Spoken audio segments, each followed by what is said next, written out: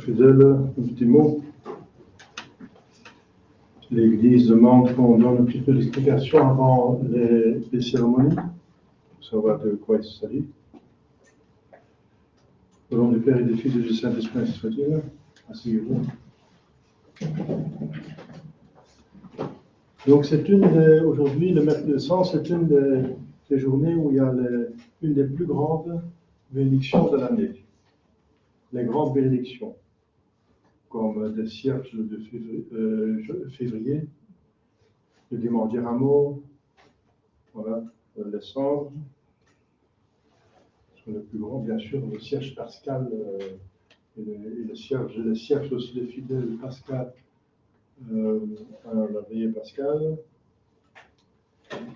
Et voilà, comme chaque année, je vous explique que les bénédictions qui sont données sont exprimées par le texte.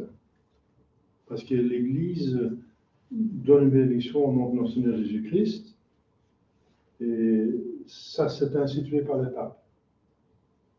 La messe vient de notre Seigneur Jésus-Christ, mais les sacramentaux viennent des papes. Par leur pouvoir des clés, ce que tu liras sur terre sera lié dans le ciel, ce que tu liras sur la terre sera lié dans le ciel. Donc c'est un pouvoir des papes pour attacher des bénédictions spirituelles à des choses matérielles, des choses sensibles comme les cendres, les cierges, les rameaux, etc. Alors, donc c'est institué par les papes, mais ça remonte à très ancienne. Voilà. Ici, on parle bien sûr du 5e siècle, parce que dans les 3 premiers siècles, il n'y a pas de texte liturgique, rien. Pourquoi? C'est la loi de l'arcanum du silence, à cause de la persécution romaine. Donc, il n'y a pas de texte à cause de la persécution. On craignait, bien sûr, il y avait des missels. Mais les missels, on les protégeait même à danger de sa vie. Il y a des martyrs des livres liturgiques qui ont préféré de mourir que de livrer les livres liturgiques. Il y en a qui sont morts pour la relique, etc. La plupart sont morts pour la foi, tout simplement. Il y en a qui sont morts pour récupérer les corps des martyrs qui sont des reliques. Ils ont été décédés, reconnus comme des chrétiens, et ont subi le martyr. Donc c'est l'Église qui... les papes avaient le pouvoir, qui font ces cérémonies, les sacramentaux, parce que les papes peuvent instituer de nouveaux sacramentaux. Par exemple, la bénédiction d'une voiture, ça n'existait pas au XVIIIe siècle. Les avions, la bénédiction d'avion est une bénédiction nouvelle. La bénédiction d'imprimerie, etc. La bénédiction de train et de voies ferrées. Alors, l'Église exprime, ça c'est justement le propre d'un sacramental et d'un sacrement, que l'Église exprime ce qu'elle donne, et c'est le formel ferment du sacrement et du sacramental. Les paroles et les gestes ensuite. Alors, les cendres, la bénédiction des cendres, au début du carême, c'est un sacramental qui nous donne des grâces pour augmenter notre humilité et notre pénitence. La pénitence comme vertu de pénitence.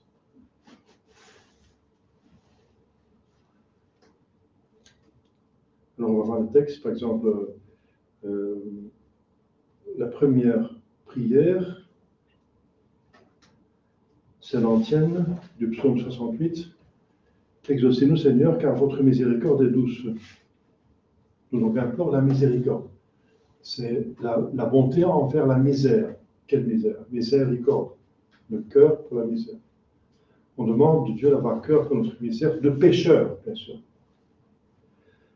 Douce. Oui. La miséricorde est toujours douce, c'est la justice qui peut être dure, n'est-ce pas? On demande la miséricorde parce qu'on est repentant de nos péchés. S'il y a repentance de péché, il y a toujours miséricorde. Le bon Dieu est toujours infiniment bon. Dans votre immense pitié, Seigneur, tournez-vous vers nous. Sauvez-moi, ô Dieu, car les eaux sont entrées jusque dans mon âme. Ça veut dire les eaux des tribulations. Les eaux des mers, la mer peut être menaçante, les tempêtes, etc. Donc, ça veut dire les tempêtes de la vie sur terre, après le péché originel, est plein de tribulations. Voilà, alors, le prêtre va bénir les cendres. Dieu Tout-Puissant et Éternel, pardonnez aux pécheurs repentants et montrez-vous propice à nos supplications. Daignez envoyer du ciel votre saint ange pour bénir et sanctifier ces cendres qui ont été faites à partir des rameaux bénis l'année dernière. Donc j'ai brûlé cet après-midi, n'est-ce pas? Donc les rameaux, c'est demandé de faire ça comme cela, n'est-ce pas? C'est significatif.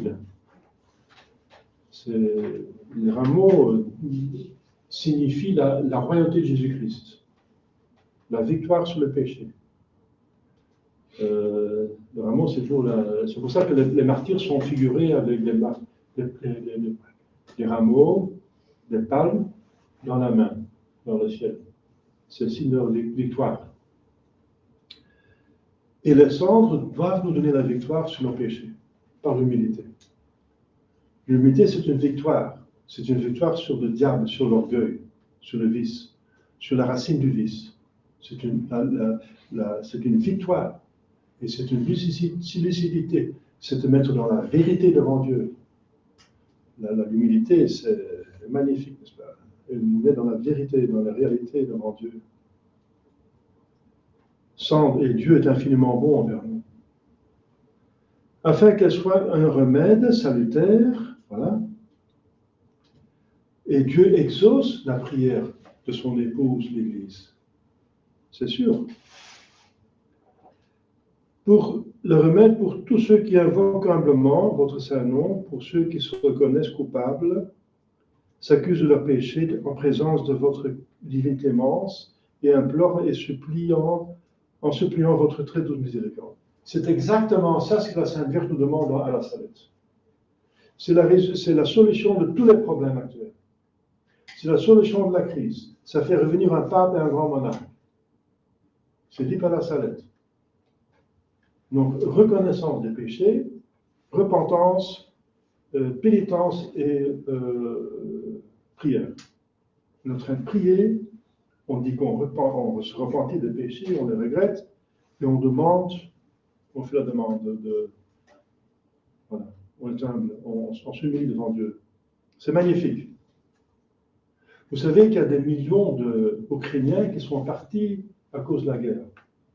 Eh bien, il y en a déjà arrivé en Belgique, et Sainte Bernadette et toutes les prophéties disent que c'est quand une grande partie du peuple va faire cet acte, n'est-ce pas, reconnaître ses péchés, demander pardon, le prier et faire pénitence, alors toute la miséricorde de Dieu va venir. Elle est toujours là, la miséricorde. Quand on est repentant, la miséricorde est toujours là. Toujours. Dieu n'est pas obligé, mais il le fait parce qu'il est infiniment bon. Toujours. C'est presque un automatisme. Mais ce n'est pas un automatisme, c'est une libre volonté, mais c'est parce que Dieu est infiniment bon qu'il le fait. Eh bien, il y a quelques jours que dans une grande église de Louvain, on a fait une prière pour les Ukrainiens. Eh bien, c'était rempli d'Ukrainiens. 500 personnes dans une église. Vous voyez, malheureusement, il faut des misères avant que les gens se repentissent. Et c'est dit dans les prophéties, les punitions vont être tellement sévères jusqu'à ce que le peuple se mette à genoux. Et alors, il y aura la restauration parce qu'il y aura la grâce. Mais avant que les gens se convertissent, il faut apparemment des misères, comme la guerre. Pendant la guerre, les églises étaient remplies. Eh bien, ça commence. À Louvain, c'était rempli, n'est-ce pas, d'Ukrainiens, et aussi d'autres personnes qui venaient prier. Eh bien, les Ukrainiens de l'Est sont plutôt des schismatiques, et de l'Ouest, c'est plutôt des catholiques, enfin des catholiques, maintenant, qui ont accepté Vatican II. Mais ils ne sont pas très contre, les gens, là, ils sont très simples. Ils sont dans un autre rite aussi, hein, le rite ukrainien, ils n'ont pas la nouvelle messe. Eh bien, ils ne sont pas très loin de la conversion totale, et bon, voilà, peut-être qu'il faudra faire un apostolat, là, si ça continue. Enfin, je trouve ça dommage, n'est-ce pas, qu'il faut une guerre pour que les gens commencent à prier. Mais une fois que la misère est là, ils prient, alors c'est bien qu'ils prient. Bien sûr que c'est bien. Parce que c'est ça la source de la solution de tous les problèmes dans le monde entier, dans l'Église. C'est ce que la Sainte Vierge demande à la Salette. Voilà. Et c'est exactement le texte ici, le mercredi de décembre. On a besoin du mercredi de décembre. Le mercredi de décembre, c'est la solution à toute la crise. Si on se met dans l'esprit de ces journées aujourd'hui, si tous les Français le feraient, tous les Belges, les Européens, les chrétiens d'antan, on a de nouveau une église vraiment en pleine expansion, n'est-ce pas, dans une chrétienté. Alors je continue le texte. Faites que par l'invocation de votre saint nom, tous ceux sur qui ces cendres seront répandues pour la rémission de leurs péchés, c'est pas comme la confession, mais si on a une contrition parfaite, il y a la rémission de péchés mortels. Et s'il y a une contrition imparfaite, il y a rémission des péchés véniels. Donc, dans ce sens. La rémission de leurs péchés, et ça prépare aussi le sacramentel, prépare au sacrement. Le mercredi de décembre vous prépare à une bonne confession, disons, qui est obligatoire avant Pâques. Seront répandus pour la rémission de leurs péchés, reçoivent la santé du corps et la protection de leur âme. Donc les sacramentaux sont pour l'âme, mais aussi pour le corps. Pour attirer la bénédiction de Dieu, mais pour protéger aussi des influences de l'enfer. Deuxième prière, ô Dieu, qui désirait non pas la mort, mais la pénitence du pécheur. Voilà, pas la mort, mais la pénitence du pécheur. Dieu demande la pénitence du pécheur. C'est fondamental. Après le péché d'Adam et Ève, Dieu demande, attend la pénitence, et Adam et Ève se sont repentis. Ils ont fait pénitence toute leur vie, et la tradition dit qu'ils sont effectivement au ciel. La pénitence du pécheur. Prenez en pitié la faiblesse de la nature humaine déchue. Nature humaine qui, après le péché originel, l'intelligence est obscurcie, la volonté est affaiblie, et tournée et attirée vers le mal. Pas du tout, la faiblesse de la nature humaine. Daignez bénir ces cendres que nous voulons mettre sur nos têtes. C'est un signe très ancien, n'est-ce pas, si on était en tristesse. Par exemple, quelqu'un était mort, on voulait faire le deuil, on voulait pleurer, n'est-ce pas, on voulait exprimer la tristesse, on mettait des cendres sur la tête. Mais c'est aussi un signe d'humilité. Ce qui est plus haut est plus digne de ce qui est plus bas. Donc on met les cendres au-dessus de notre tête. Ça veut dire que devant Dieu, on est moins que de la poussière. Devant Dieu, c'est vrai. Et ensuite, il y a référence au texte de la Genèse, où Dieu dit, tu es poussière, tu retourneras en poussière. Comme punition du péché mortel. Ça veut dire que tu es tiré de la matière, tu retournes dans la matière. Tu vas mourir. Parce qu'Adam et Ève ne devaient pas mourir, selon la bonté de Dieu. Mais ils devaient mourir comme punition de leur péché. Et si tu manges de cet arbre de connaissance, tu vas mourir. Donc tu vas retourner en poussière. C'est la suite du péché. C'est la justice de Dieu qui se met en marche. Alors, on a peur de la miséricorde. Mais pour ça, il faut pénitence, justement. Il faut repentir. Que nous voulons mettre sur nos têtes pour nous humilier, voilà, et mériter notre pardon. Faites que, reconnaissant que nous sommes poussière et destinés à retourner en poussière, ça veut dire notre corps, à cause de nos iniquités, nous puissions obtenir de votre miséricorde la rémission de tous nos péchés et les récompenses promises à ceux qui font pénitence. On demande de faire une bonne confession et aussi d'avoir une urgence plénière. Rémission de tous les péchés pour aller au ciel. Troisième prière, ô Dieu, que l'humilité fléchit et que la pénitence apaise, daignez en votre bonté prêter l'oreille à nos prières. Tandis que vos serviteurs reçoivent l'imposition de ces cendres, répandez sur eux la grâce de votre bénédiction, remplissez-les de l'esprit de componction. Componction, c'est une situation continuelle de regret des péchés, de se reconnaître faible et pécheur. Et la componction rend pratiquement impossible le péché, parce que c'est une aversion du péché, la componction. Accordez-leur le juste objet de leur demande et gardez-leur toujours ferme et intact les bienfaits que vous leur aurez donnés. Ensuite, quatrième prière, Dieu tout-puissant et éternel qui avait pardonné aux Ninivites. C'est une histoire dans l'Ancien Testament. Ninive allait être détruit à cause des péchés et Jonas l'annonçait. Mais à l'annonce de Jonas, tous commençaient à faire pénitence et demander pardon. Tous. Du roi le plus haut, le plus petit. Même les animaux, on privait de nourriture pour quelques jours justement pour participer à la pénitence. Je crois que les animaux ne se rendent pas compte, mais c'est pour montrer dans quel état d'esprit ils se trouvaient. Les Ninévites, vraiment pour pénitence. Et Dieu a fait miséricorde, il n'a pas l'esprit de la ville. Vous avez pardonné aux Ninévites, faisant pénitence sous le silice et la cendre. Ils ont mis la cendre sur la tête, c'est comme nous, n'est-ce pas? Donnez-nous de les imiter en leur pénitence pour obtenir comme eux votre pardon, par Jésus-Christ notre Seigneur. Changeons de vêtements, couvrons-nous de cendre et de silice, jeûnons et pleurons devant le Seigneur, car notre Dieu, tout miséricordieux, est prêt à nous remettre nos péchés.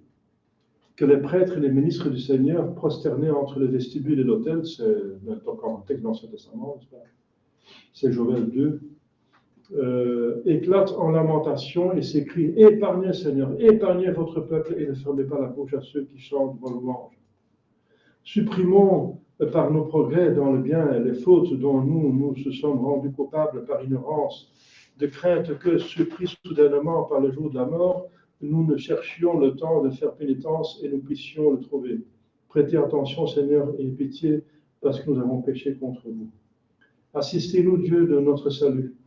Pour l'honneur de votre nom, Seigneur, délivrez-nous. Prêtez attention et pitié. Voilà.